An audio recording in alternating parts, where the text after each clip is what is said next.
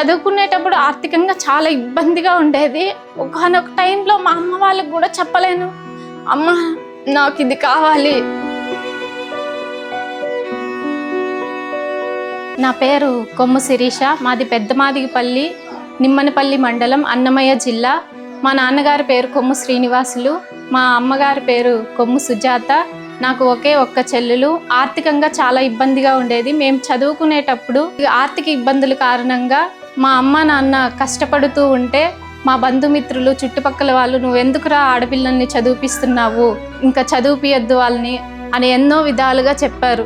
లేదు, నాకు ఆడబిడ్డలైనా మగబిడ్డలైనా నాకు నా బిడ్డలే.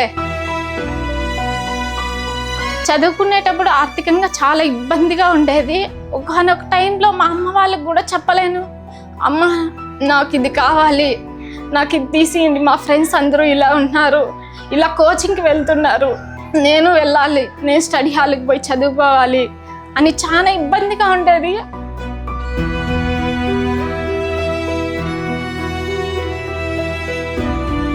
మా నాన్న చదువు మానేసి కూలి పనులకు వెళ్ళారు. నేను ఎట్లా చదువుకోలేకపోయాను. నా బిడ్డలు చదువుకోవాలా, నాకు మగ బిడ్డలైనా ఆడబిడ్డలైనా వాళ్ళకి ఎలాంటి లోటు రాకూడదు, ఒకరి మీద ఆధారపడకూడదు అనేసి మమ్మల్ని చదివిపించారు. మేము ఈ రోజులో ఇలా ఉండడానికి కారణం మా నాన్న, మా అమ్మే. కానిస్టేబుల్ నోటిఫికేషన్ గత ప్రభుత్వంలో 2022లో జారీ చేయబడింది. జనవరిలో ప్రిలిమ్స్ ఎగ్జామ్ నిర్వహించగా తర్వాత ప్రాసెస్ అయిన ఈవెంట్స్ న్యాయపరమైన చిక్కుల వల్ల వాయిదా పడినది.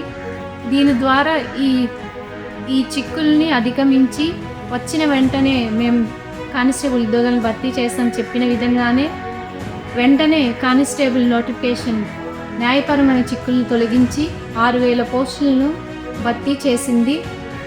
తద్వారా ఎన్నో పేద కుటుంబాలకు ఉపాధి అవకాశాన్ని కల్పించింది. ఈరోజు నాకు ముఖ్యమంత్రి చంద్రబాబు నాయుడు గారి చొరవ వల్లే నేను ఉద్యోగం సాధించగలిగాను. అలాగే ఐటీ శాఖ మంత్రి నారా లోకేష్ గారికి, డిప్యూటీ సీఎం పవన్ కళ్యాణ్ గారికి, హోమ్ మినిస్టర్ వంగలపూడి అనిత గారికి, మా కుటుంబం అందరి తరపున నేను మనస్ఫూర్తిగా ధన్యవాదాలు తెలియజేసుకుంటున్నాను.